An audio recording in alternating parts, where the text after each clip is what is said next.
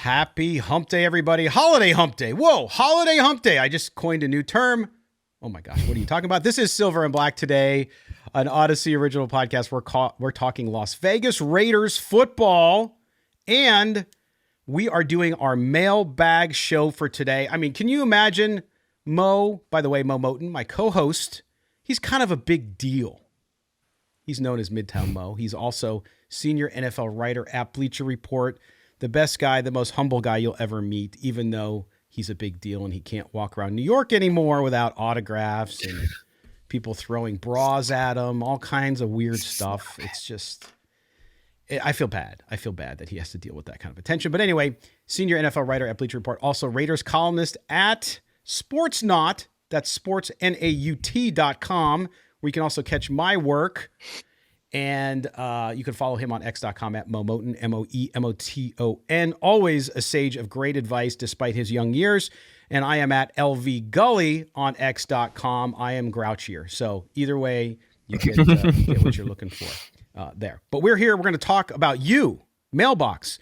Hey, Mo, we go into this weekend. I know we'll have a new show for you guys tomorrow on Thursday as well. If you're listening to us in Las Vegas on the radio, you can hear us on Saturday there too. But we'll get into a lot of the particulars with the Colts game coming up. This is more about people reacting to what happened on Christmas Day. And I have to tell you, man, before we get into some of this, the memes coming out because of how much Raider Nation despises the Chiefs and the Chiefs fans, the memes have been hysterical. The Christmas memes, the Grinch, the Jack Jones interception with the Grinch face on it. I mean, dude, if the Raiders would have lost this game, it would have been really ugly. And I don't know that we would have anybody listening to the show right now because they wouldn't want to even talk about the Raiders. But if there was ever a win that the fan base needed, no matter what happens over these final two games with the Raiders, if there was ever a win that this fan base deserved and needed, this was it. The best meme that I came across, since you want to mention memes, I don't know if you remember, the people listening, if you're familiar with the Patrick Mahomes bundle them commercial. And then there was a meme that said, how do you give the Raiders 2 touchdowns in 7 seconds? And then it has like the State Farm guy saying you bundle them because the Raiders scored 2 touchdowns, defensive touchdowns in like 7 seconds. That was the funniest meme. Jake from State Farm one. Oh. That one is hilarious. I reposted it on my X account. Check that out. But yeah, you're absolutely right. And I think the high has not worn off yet. I did a Bleacher Report live, and usually when I go early, 12 noon Eastern, 9 a.m. Pacific, there are not a lot of people in there. Yeah. Tuesday, let me tell you, there were a bunch of people still fired up over the Raiders win. And that just goes to show you how Antonio Pierce has injected life into this fan base. So early in the season, remember we talked about how Raider fans aren't going to games. People are selling their tickets. I think a lot of what we are not talking about too much, even on this show, is that how Antonio Pierce has rallied the fan base, not just the locker room, the players, but the fan base. Because I think now people are more enthusiastic about going to Raider games. Because let me tell you, when the Raiders were 5-8 after that loss to the Vikings, a lot of people were saying, "I'm checked out. I'm just waiting for the draft. Wake me up when the Raiders get a quarterback." Yada yada yada. Now it's kind of like, "Oh, I'm tuned in. Look at the way Jack Jones is playing. Look at the swagger of this defense. Look, I love the way Antonio Pierce said this or phrased that." So now there's juice around this franchise, juice we haven't seen or felt in a very long time. And I'll tell you this, there are still people clinging to their disappointment. And you know what? I will give him this because I don't understand it per se, but I do appreciate consistency. So if you didn't think the Raiders were any good and now you're upset that they're actually doing what we call kind of in the NFL, the purgatory thing, which is around 500, I understand the kind of frustration with, well, gosh, if we were just really bad, then at least we could just get past it and we'd have no expectations and all that kind of stuff. But there are still people out there, not very many. I think people enjoy it. I think to your point about your Bleacher Report live and having more people than usual for the time period on a weekday, a lot of people off this week, right? When I was on the corporate side and I was doing marketing and PR for big companies, I would always take this week off. It was a dead week from a business perspective. So I do that now. In our business now, we're in the media. Clearly, there's always something going on, so we don't get to do that. But a lot of people are home too, which is great. And it's awesome for them to be able to enjoy the win too. They have downtime. They're with family. They're having a good time. They're not yelling at their uncle anymore because the Raiders lost. You know, they're digging it and they're enjoying the holiday spirit. And they're going to head into New Year's Eve when the Raiders play the Colts, at least with that. So hopefully the Raiders will continue that good feel into the new year. And then they get to face I think if the Raiders beat the Colts, by the way, Sunday, Mo, and we're going to break down the game on tomorrow's show. But if they beat the Colts and go home for that final game against the Broncos, I'm telling you, I don't think you're going to see many Bronco fans in that stadium, especially if the Chiefs lose this week. And you shouldn't, because the Raiders would have so much on the line. Yes. I would assume the last game of the regular season, where there may not be another Raider game, or, it could be the game that clinches a playoff spot. I would assume that stadium should be, 80-20. I understand Broncos fans travel well and it's not far, but that it should be 4-5, a ratio of 80-20 Raider fans in that stadium. And I will say this as somebody who's lived in Las Vegas twice. Okay, I lived there for a long time, and there have always been a lot of Bronco fans in Las Vegas. Fans there. Mm-hmm. They're always. I mean, I used to go. I remember this was early 2000s, so the Broncos were pretty good. I think that's when Elway was at the end of his run, whatever. And the Bronco, like you would go in the Target or the Walmart, and they would have Broncos jerseys. So I don't anticipate there being no Bronco fans there because there's just a lot of people who moved to Vegas from Denver. But you're right. If there's a lot on the line there, I expect Raider Nation to pop out. Now, we're going to get to some of our calls, and we have our good friend Terk from Chicago, but he's not in Chicago. He's on vacation. But we have such dedicated listeners that he had to call in. Of course, I mean, they beat the Chiefs. I mean, how could you not call in and talk to Midtown Mo and Scott? So here's the first call. It's Terk from Chicago, but he's in, I think, Texas. Hey, Scott. Hey, Mo. This is Terk, currently in Texas, vacationing during the holidays. Just want to reiterate what an amazing performance it was yesterday by the Raiders. I think at this point, you guys, if Antonio Pierce is not retained, I think that would be ridiculous. He clearly has the players motivated, and the players are playing with an attitude and a swag that I don't think Raider fans have seen in a long time. I think they're clearly taking on the personality of their head coach. And when that does happen, then you've got the right man for the job. Antonio Pierce is everything you want, everything you could hope that the team would have turned into when he took over in the on an interim basis. They're 4-3. I expect them to win their next two games. I mean, they still need a lot of help to get into the postseason, but I think when you inherit a roster and you go through the trials and tribulations of what happened earlier this season, to turn them around and to go into Arrowhead and punch the chefs right in the mouth, you've got the right man. And if they can go ahead and have the consistency with Champ Kelly as well as Antonio Pierce, and then you can focus on the draft and free agency and all the things that come into place. But I think the Raiders are finally turning a corner. You have a lot of young talent. Malcolm Kuntz is definitely coming back. Jack Jones is a definite find and a steal, and it certainly makes Antonio Pierce look like he knows what he's doing. Still not sold on Aiden O'Connell at all, but to see the Raiders, finish off the game on the offensive side of the ball, I mean, that was encouraging, but to not have a single completion after the first quarter and to still win the game is somewhat mind-blowing. Again, I think this is the type of win and the type of performance that kind of makes the franchise. It's putting the franchise on the map for sure. The rest of the league is probably noticing that the Raiders are just really, really turning the corner. So, again, I expect Antonio Pierce to be retained as the head coach following this victory. I don't think there's anybody else who could step in and do what he's done for the Raiders on an interim basis. So tell me what you guys think about that.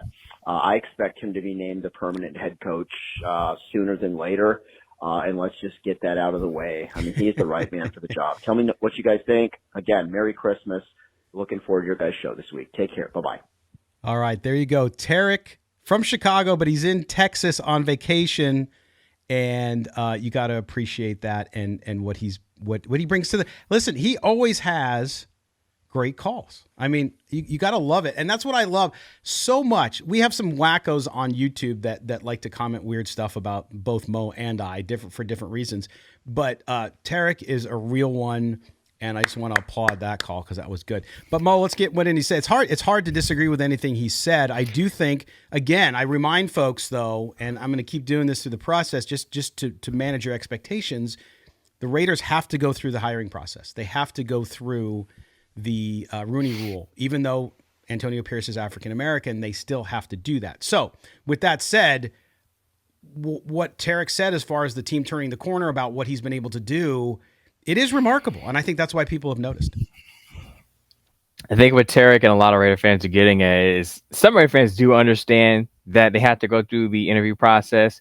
But have you ever applied for a job where you kind of have it in with the manager or the person hiring, and they go, "Look, we got to go through the process, but you got the job.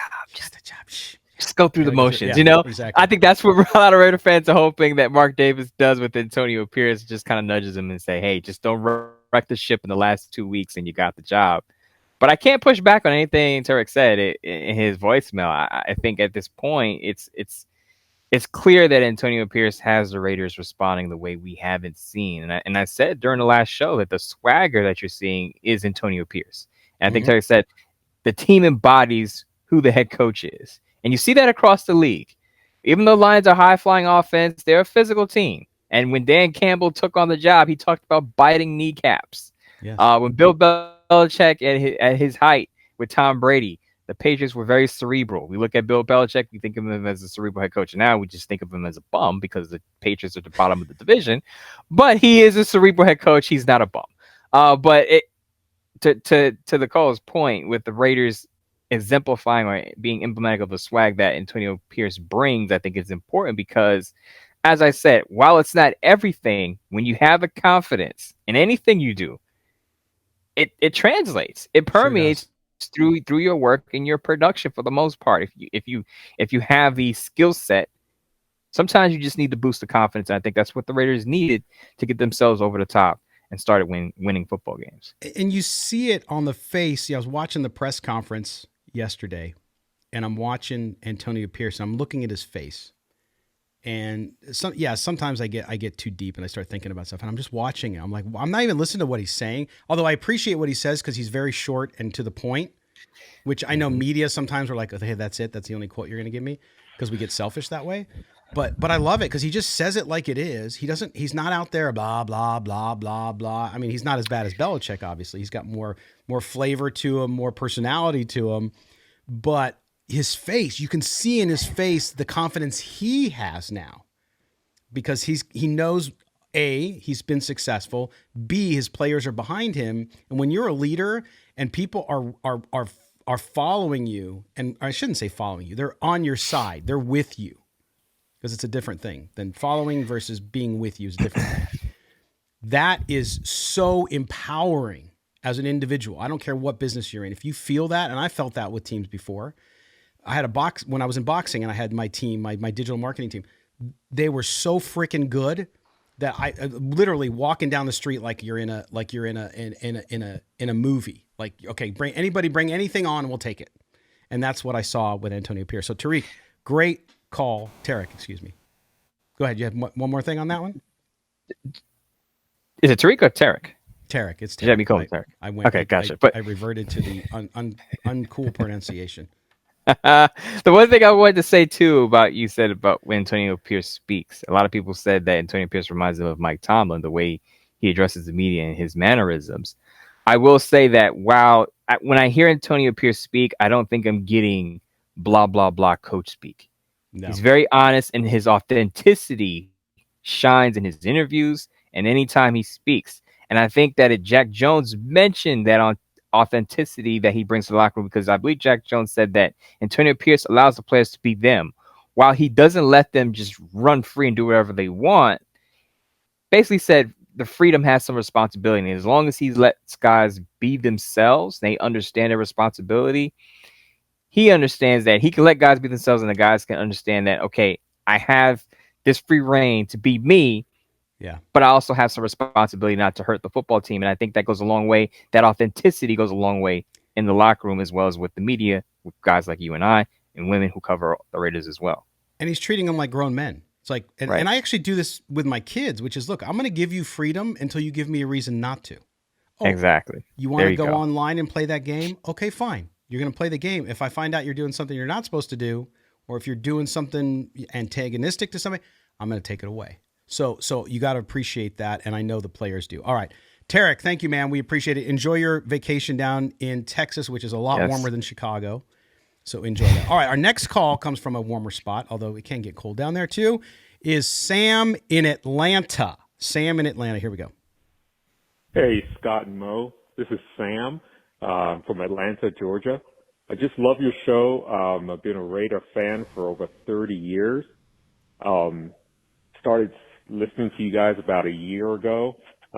Love the show. But in terms of the team, the defense is amazing. Of course, the offense is the problem. So having a young guy like OConnell, I love the fact that he's got a strong arm. But why can't we use the run, the play action more? Seems like if we can get into the playoffs, we'd have a really good chance because our defense is just top notch. But we need to be able to find a way to get O'Connell doing better, a lot better. And so it just seems like if he could rely on play action a lot more, get aggressive, get our line going, get the running game going. If we can get that going, we could go deep into the playoffs if we could slip in. So I just don't know why we're not using that as often, especially right at the beginning of the games. It just doesn't seem like we're relying on it that much. But if we did, it seems like that would be very successful. So I'm wondering why we're not doing that as much. All right. Thanks. Bye. There you go. Sam in Atlanta. Thank you so much for the call from Georgia. We appreciate that and appreciate the kind words of the show. And thank you for listening. Okay, Mo. So let's jump into that. Is the lack of use of the play action pass with Aiden O'Connell, is that on Bo Hardigree, or do you think it's part of the limitations of Aiden O'Connell not being as mobile and having, there's so many things Aiden O'Connell does well. His footwork can be problematic at times.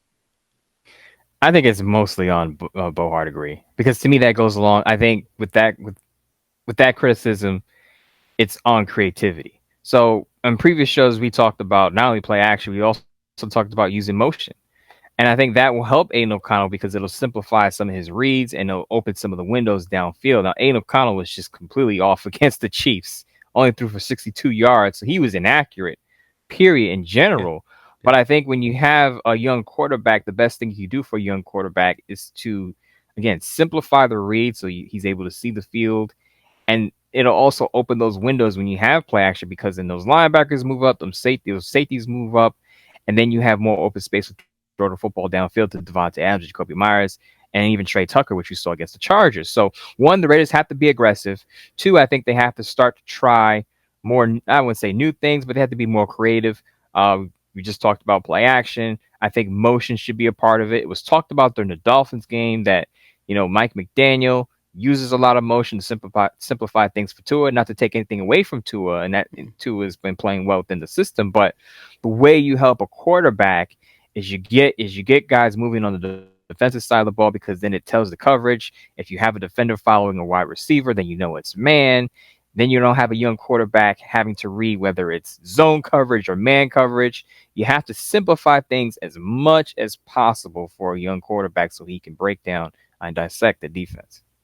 Yeah, I agree 100%. And I think, too, what I don't understand, and I agree with you on Bo Hardigree, and I'm not trying to pile on the guy, right? Because he's inexperienced. He's in a job that he doesn't even really deserve or has done before. So I'll give him a little bit of grace there. But what I don't understand, to your point, they were creative against the Chargers, right? Yeah. They did what you said just now for Aiden O'Connell against the Chargers, and then they come out against the Chiefs, and it's like his sphincter got really tight because it was Christmas Day and it was the Chiefs. Like, it was a big stage, and I feel like he got nervous and he got conservative. Now, how much can Antonio Pierce say, "Hey, Bo, dude, what's going on? We got to uncork this puppy"? I'm hoping that's the part of the conversation like they had after Minnesota, which is, look, dude, we got to let it fly. This Colts team, and we'll get into it on tomorrow's show, but this Colts team is struggling defensively. So to me, the point that Sam brought up in play action, being creative, the motion look, Trey Tucker, he was used against Kansas City, but not enough. Like, what's the inconsistency? You used him against the Chargers really well, went to him downfield even. Against the Chiefs, there was nothing. There was nothing there. So to me, they got to go back to 2 weeks ago, find that game plan. This Colts defense and the Chargers defense, Colts defense, maybe about the same if you look at it at the current condition. So, yeah, I don't get it. I think that's part of the issue is the creativity. So what you're saying, what we need to do is get Sam's voicemail and play it to Bo Hardigree when he has his presser this week, because that would be a great question for Bo Hardigree. What's going on? How about let's use some more play action? Let's use some more motion. Now, we did see a fake wide receiver reverse that led to a bubble screen for Jacoby Myers. That was probably the Raiders' biggest pass play of the game, I believe. Right. But you can't, as you said, your ass can't get tight when you're on a big stage, and you have to continue to go for the jugular and be aggressive, because that's what's going to win you football games, not the conservative stuff that we often see. Now, again, O'Connell also has to be accurate with the football too. That's a part of it, and the offensive line has to give him pass protection. Right. But as I said earlier, answering Sam's question, you have to help the quarterback out as much as you can. Yes, absolutely. So there you go. All right, we're going to take our first break. Sam in Atlanta, thank you, man. Great call. I'm forwarding it to Raiders PR, and I will see if they will forward it to the I'm not sure that they will, but I'll try. I'll give it a shot. But Sam, thank you, man, so much for listening. We appreciate it. Okay, we're going to come back. A couple more calls as we roll through the Raider Nation mailbag, in this case, the Raider Nation voicemail, which you can also call out, by the way, if you want to get in on the next show. 702-900. 702-900-7869. That's 702-900-7869 to talk to Mo and Scott. You're here on Silver and Black today. Don't go anywhere. We're coming right back. Welcome back. Here we are, the Raider Nation mailbag for this Wednesday, December 27th, 2023. The year is almost over. And, it's weird, Mo. I wrote a personal piece that I write up on my Substack about the year. I had a lot of challenges this year with some of my, one of my children had a really severe health issue. I had some professional challenges, some health issue, all kinds of stuff. But I will tell you that I feel so blessed not only to be able to do this show with you, but also with the listeners out there. Even when they disagree with us and tell us we're wrong, that shows that they care. So I want to just give a shout out and appreciation to everybody as we approach the end of the year. And no matter how your year is, you might have had the best year of your life. You might have had the worst year of your life. Just always remember, you keep going and you learn from the bad stuff. The good stuff keeps you feeling good. But we certainly appreciate everything you've done. The growth we've seen with the show has been just blows me away. And we continue to do that. And we get Mo, remember we were having the conversation, the network, the people of the network, because we're now third overall in the network, not just NFL, overall, or fifth, sorry, we're fifth overall. And we're competing with national. I mean, God bless Boomer Esiason, NFL player, all that stuff. We're right up there with his podcast. Like that's how well we've done. And everybody at the network is like, and the Raiders haven't been very good. And I'm like, yeah, can you imagine? Can you imagine if this team was 12-4 right now? Jeez. You get a lot more smiles. A lot of people said that I was a lot happier on the last show that we did. And I think it showed. Yeah, a lot of people commented like, Mo's a lot, more chipper, I guess you would call it. A lot of people use other words for it, but a lot happier after Raiders win against Kansas City. I didn't notice it myself, but it was. You say this all the time, Scott. We don't root for the Raiders to be a bad football team. We give our objective opinions, what we think, and sometimes it's not always a positive thing. But it's always best when the Raiders are winning and looking good. It's great for us. It's great for the fans. Everyone's happy. Everyone wants to have a discussion. It's always a positive. So that just shines when the Raiders are good. Some fans check out. I don't check out. But I have to be a lot more stern, and fans don't want to sometimes hear what I have to say when things aren't going well. But when things are going well, I think they hear the words that are coming out of my mouth a lot. They're a lot more receptive to what I'm saying. And it makes it seem like, oh, he's a lot more chipper. But again, it's just, I'm with the fans out there. I'm watching the games just as you are, though I'm not rooting as a fan. I'm hoping the Raiders do well.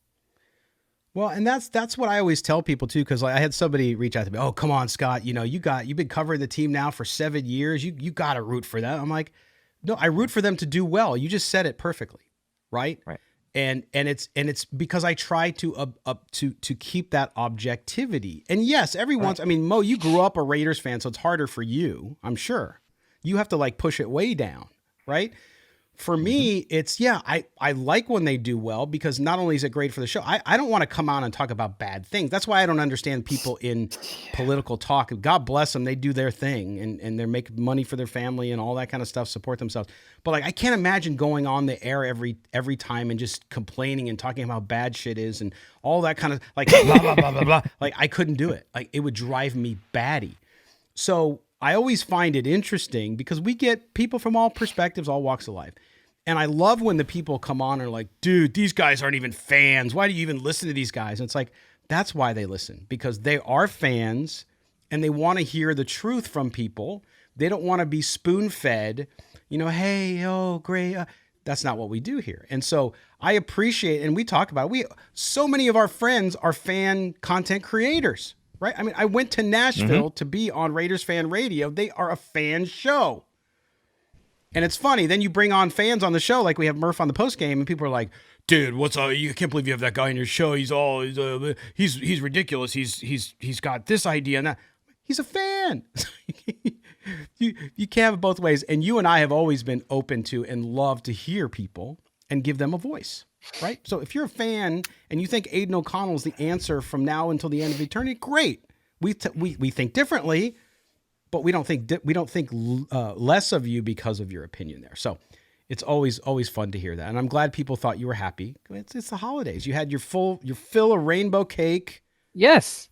I was full of How could you rainbow not cake. be By happy? the way, I had a full plate of rainbow cake the night before I recorded that. Yes. Had some nice ice cream, some nice coffee, caramel crunch ice cream. So I was in a good mood. It was the holiday season. I think that was part of it. That's awesome. I did 16 hours. I did pulled pork this Christmas. Like we kind of do traditional stuff. And I'm like, you know what? I'm just going to do a big pork shoulder and and it was awesome, man. It was so good. Oh, all right. Enough of that food. Believe me, I need to cut the food. All right. We're back. We're talking Raiders football. We're back having your voice. And our next call comes from a guy I remember from Raider Fan Radio. Actually, the next two calls were guys that listened to me. The last call, he gives me a little bit of crap, which is funny. But this call is from Central Valley Raider, who you can also see on X.com. Really active guy, really fun guy. So we're going to hear from him now, see what he has to say. Hey, Scott. Hey, Mo. Hey, very excited. Really motivated for this team. Really glad that what they did to KC. Really excited for the running back, Zamir White. He just balled out 145 yards, 22 carries. Just did really good. So a couple questions. So first one, because Zamir is younger and expensive and what he produced, does that make Jacobs more easier to go and not come back, save that money? That's question one. I'm not saying because Zamir had one good game that right away we're going to blow up everyone, get rid of everybody. No, but I know Zamir is young. He got fresh legs. Jacobs is young too, but the guy, and he's a former running back and champion. I get it. But long term, he wants big money. So if AP is going to get this team, he's going to want to build this team, right? He's not going to want to be strapped for money. So do they keep Zamir and maybe grab another running back in the draft? Okay. Secondly, OC. Do you possibly think that we could offer Keith Bieniemy, I don't know if I'm saying his last name, the OC from Kansas City, and offer him the head OC / assistant head coach job? So I don't know. Maybe that's enticing to him. He gets in the division, gets to play his former team twice a year. He's with the Commanders. I don't know if he's really motivated or excited about that, but I think his creative mind and his discipline is offensively, which I've heard and read before has with his players, would be really a good thing for any quarterback we get. Third, Devontae Adams. I really believe, and I hate to say this, is that we should move on with him, take possibly the Jets' 5th-round pick, and use that 5th-round pick for the quarterback from LSU. Mobile, he's young, just a gifted athlete. And he played at Arizona State with AP. And then finally, oh my God, I forgot what I was going to say. I apologize. Anyway, Scott, Mo, thanks for the show. Hopefully you can answer some of my questions. I know it's kind of a lot. All right, man. Have a good one. There you go. Central Valley Raider out. There you go. There's Central Valley Raider. Thanks, man. Hey, I want to start there, Mo. There's a lot there. I know we won't get to all of it probably, but I want to answer and talk about one of the things he brought up, because I've gotten this question from a couple people, and that is Eric Bieniemy. So a couple things with Eric Bieniemy. Number one is personality. Now, again, this is coming. I don't know Eric Bieniemy. Never been around him. I was around him way back in the day when the Las Vegas posse of the Canadian Football League was around. I was in college. They played one season in Las Vegas. He was on the team.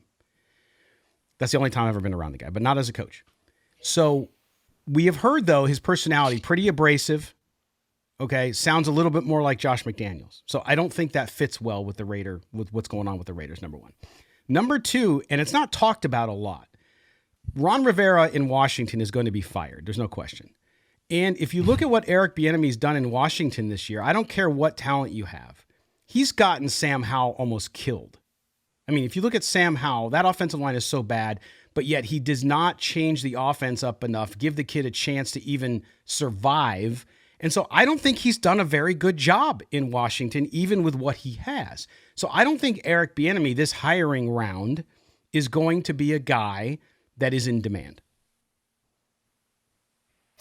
I'll say this, Scott, because a lot of people have brought up Eric Bieniemy. A lot of people have brought up some off-the-field matters that he's had, but let's remember Tom Cable was part of the Raiders as far as John Gruden's coaching staff, and he had his pass. So that's number one. As far as the production for the Washington Commanders offense on the field, I agree with you. At first, it seemed like that Eric Bieniemy was getting the most out of Sam Howell as a 5th-round pick. But as the year went on, Sam Howell has tapered off and fallen off of a cliff. He's been benched in consecutive weeks now for Jacoby Brissett, and his days as a starter in Washington are probably numbered for the rest of the season. That offense it started out okay, but it hasn't done enough for Eric Bieniemy to get a ton of buzz. And again, I know a lot of people like Eric Bieniemy, but I agree with you on this one. I don't think he's going to be a hot ticket candidate for a head coaching position. Probably a lateral OC job with a better quarterback. Maybe you'll get better results. But typically, if you have a down season, if your offense doesn't have a good season, you're not going to get a lot of buzz. Right. So I don't think, and you talked about his personality. I remember when Eric Bieniemy was first hired under Ron Rivera, players did complain about his personality. He kind of rubbed guys the wrong way. So that is another factor that you have to consider. Now, to answer some of Central Valley Raiders' other questions, I'll take the other two, because I talked about them on my Bleach Report Live.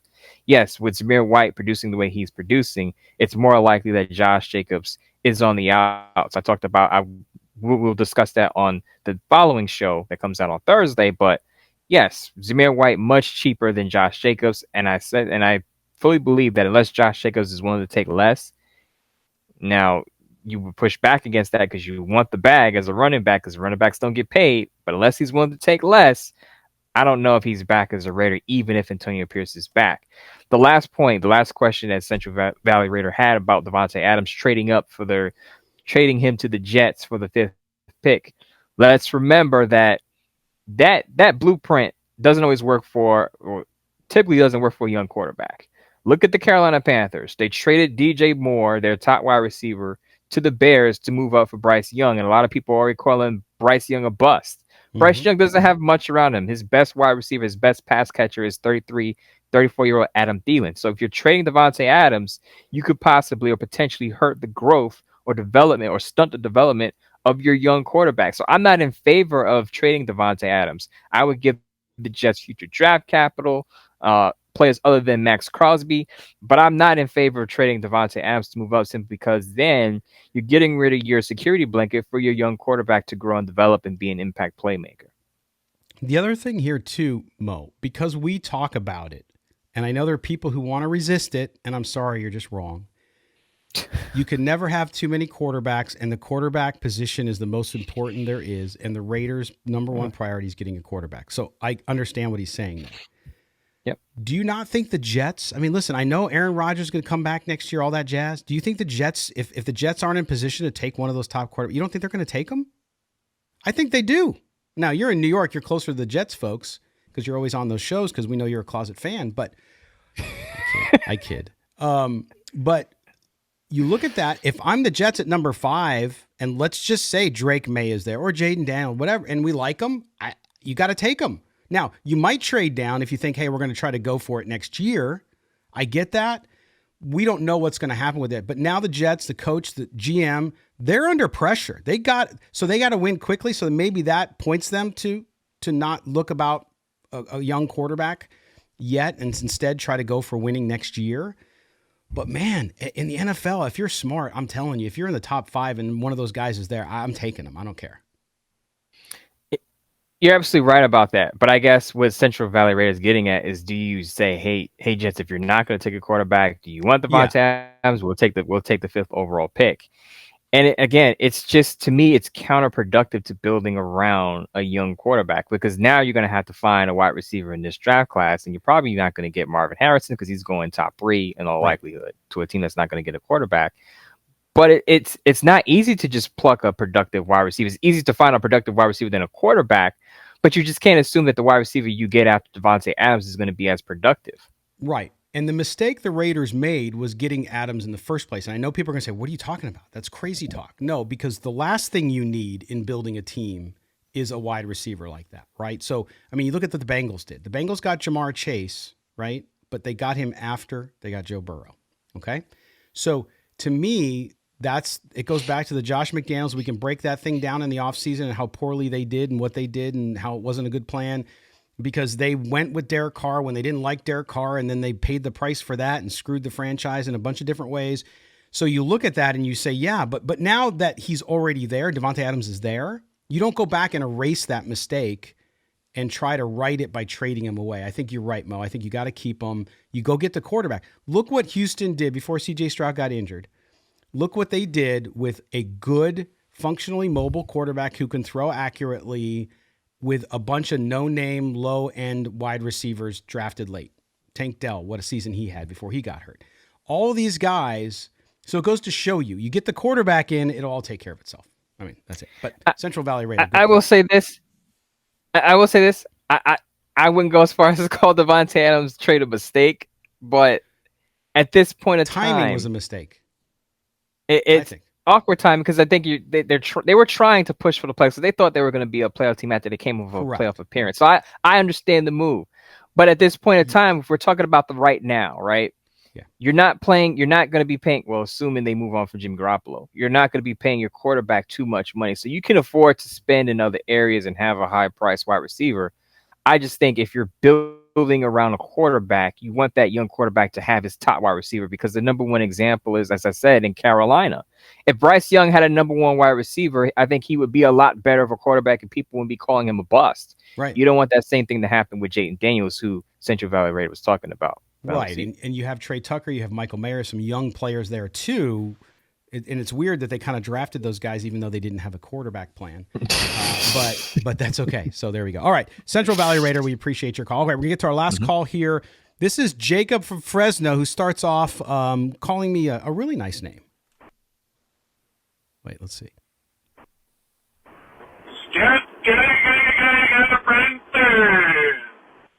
Jacob from Fresno.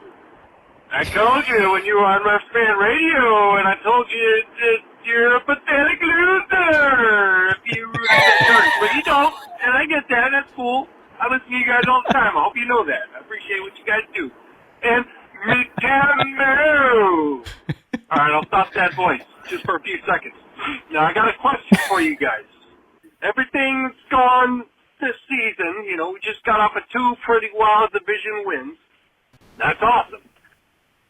But Aiden O'Connell is proving to be the kind of guy that, you know, you make it to the playoffs, your quarterback gets nicked up, you got a backup that goes in there and can manage the game, and hopefully your guy's good next week because you're going to lose. That's just the reality of it. O'Connell is okay. He's a fine quarterback that maybe one day in 8 years he might have some great story like a Josh McCown type guy, but for the bulk of his career, he's going to be a backup guy. Now, my question, if you could have any one quarterback, say the Raiders just magic happens, right, and we get the first-round draft pick from the Bears somehow, I don't know, who are you picking? Who are you getting? Jaden Daniels? Is it Michael Penix Jr.? Is it the ever-sought-after Caleb Williams? You guys let me know. All right. Appreciate everything you do. Take it easy. Raiders. There you go. Jacob from Fresno. Obviously a Raiders fan radio listener as well, too. That was good. Good stuff. Good comedy. I love it. So quarterback. Yeah. So what he said about O'Connell is not anything different than we've said. And it's not that O'Connell can't get better. I think he just has limitations, which do not make him a franchise quarterback. That said, you look at the top three, Mo, even going into the top 5, 6 guys in this draft. Of course, Caleb Williams been compared to Patrick Mahomes for some of his qualities, obviously not putting him in that category, but he shows a little bit of that too. Some of the luster has been lost on him because of how USC has performed, because of some of the things that we've seen from him from an attitude perspective, after games, not coming out talking to the media, jumping into the stands and crying with his mom. I'm not making fun of him, I'm just repeating facts. Then you have Drake May, you have Jaden Daniels. A lot of Raider Nation seems to be hot on Jaden Daniels because of his connection to Arizona State and to Antonio Pierce, and he obviously won the Heisman Trophy. You look at those guys and you figure it out. To me, it's hard to give an answer a little bit because I don't know who the offensive coordinator is going to be. I don't know what the plan is. If we're assuming the coach is Antonio Pierce, which I think is a fair assumption, okay? We still don't know what offense they're running. We don't know who's going to come in and what system it is and who's going to develop them. So I'm a little bit unsure. I can just throw a name out there, and I'm sort of in. A lot of people are kind of putting down Drake May. I like Drake May a lot, but the dynamism of both Williams and Daniels catches people's attention. I tend to be a little more in the Daniels camp at this point, Mo. But I do like Penix. I like Nix as well for lower picks in the first round. But clearly those 3 guys are the guys that people are going to focus on. So you're choosing between 2 Heisman Trophy winners, right? Yeah. Right. That's basically what I mean. One. For the most people, I would say it's Caleb Williams or it's Jaden Daniels. Yeah. Now I'm going to dig into obviously the quarterback prospects and further break them down during the off season. So this isn't a definitive answer. This is subject to change based on what I see after the season. But I think at this point, you don't complicate it. Caleb Williams. I mean, who's been talked about as the consensus number 1 overall pick, even before the season started. And I don't think Caleb Williams has done anything to change that this year. Now, USC as a team, disappointed, but a lot of that was their defense couldn't stop me or you on a go route. So, I mean, this point of time, before I'm digging into the quarterback prospects in depth and watching all their football games, you don't complicate this. You don't guess this. If the Raiders have the number 1 overall pick, it's definitely Caleb Williams. Now, I know Jaden Daniels is the hot name right now because he just won the Heisman Trophy. Yeah. But Caleb Williams has multiple seasons of high production, whereas Jaden Daniels has, he has some decent years, but then he had one breakout year this year. Caleb Williams has been good every year, even going back to his time at Oklahoma. So he has a larger body of work, longer resume of high production as a quarterback. And he's exactly what you want in today's league. Now, Jaden Daniels is also what you want in today's league because of mobility, functional mobility, by the way. I'm not calling Caleb Williams a generational player. I'm not ready to say he's Patrick Mahomes 2.0. But what I'm saying is right now, you have the number 1 overall pick and you're taking quarterback, you don't complicate it. It's Caleb Williams. Yeah, and that's the issue, though, is to get Caleb Williams, I think you got to get to number 1. Yeah. They couldn't do it last year when supposedly, we hear the conflicting reports that, McDaniels wanted Bryce Young and somebody else wanted Stroud, all that stuff. So we don't know what the truth is. But I think with this one, I just don't see Chicago trading out unless you give them something absolutely bananas, which I don't think the Raiders will do. So that said, if Caleb Williams goes number 1 overall, that's where he's going to go. And I would expect that to happen. I mean, it would be a shock if it didn't. Okay. Go ahead. And I'm not putting down Jayden Daniels other years because we've had 17 touchdown passes and 2 interceptions as a true freshman, 17 touchdown passes and 3 interceptions, previous year before this year. But what I'm saying is Caleb Williams had high production, 2 different programs throughout his collegiate career. Yep. So I think, of course, as the draft season comes around, you're going to get people who have different quarterbacks at the top. You mentioned Drake May. Some people are higher on J.J. McCarthy, believe it or not. Some people are higher on Michael Penix. Some people are higher on Bo Nix. Some people are higher on that guy. I think if it's number 1, which I don't think the Raiders will have a shot because I agree with you. I think the Bears are going to take a quarterback and move on from Justin Fields. It's Caleb Williams. But after that, if it's not Caleb and the Bears go with Caleb number 1, then Jayden Daniels will be my number 2 right now. Yeah, and Jayden Daniels, to your point about the 1 year, I mean, we saw that with Joe Burrow too, right? I mean, now his 1 year was the best year of any quarterback in college football history, right? So it's a little different than comparing. So I can't compare the 2 guys, but you're right. And that's the thing. I think I always try to talk when fans ask me questions about players specifically is remember, it doesn't matter who they are, there's risk. So you can't pick a perfect player and say, well, if we pick that guy, he's going to be it. Like you just can't do it. You just can't do it. Ask the Jets, right? Ask the Giants. All these guys, they look good. They draft them and with all the great intent, but you just don't know. You don't know. So I think the Raiders have an opportunity. There's 4 or 5 guys that you could pick in the first round, different stages of the round. Whoever they like, whoever they're scouting, whoever their GM, if it's Champ Kelly, somebody else, that's who they're going to go with. But certainly we have our opinion, so that's good. But Jacob in Fresno, thank you, man, for the comedy and for the call. A great question there on that one. So that's gonna bring our mailbag show to a close. Always fun talking to everybody. And again, if you want to write in, you can write in to mail@silverandblacktoday.com. That's mail@silverandblacktoday.com. If you want to call in, like you heard today, or all calls today, it's 702-900. 7869 702-900 7869 to talk to us here. Mo, we will be back tomorrow with our regular show. We're going to break into some of what's going on with the Antonio Pierce situation. We'll talk about that and the momentum built there. We'll also talk about the Raiders defense. We got to get deep into that. And we'll preview the Colts game. I'm looking forward to that tomorrow. A lot to get to, a lot to look forward to. Now, we hope that Raiders continue this run that they're going on. They don't. Hopefully, we'll talk about this tomorrow, but hopefully they don't have a letdown at their emotional game against the Chiefs because they're staring at 8-8 and possibly a winning season, and maybe, just maybe, with some help, a playoff spot. Absolutely, it's not out of the question. Even an AFC West crown is within reach. Might be a long reach, but it's still there. So we'll see. But we'll talk about and break it all down tomorrow. For our producer, Mike Robier, for Mo Moten, I'm Scott Branson. This has been Silver and Black Today, the Wednesday edition, the Raider Nation Mailbag edition. We'll talk to everybody tomorrow. Take care.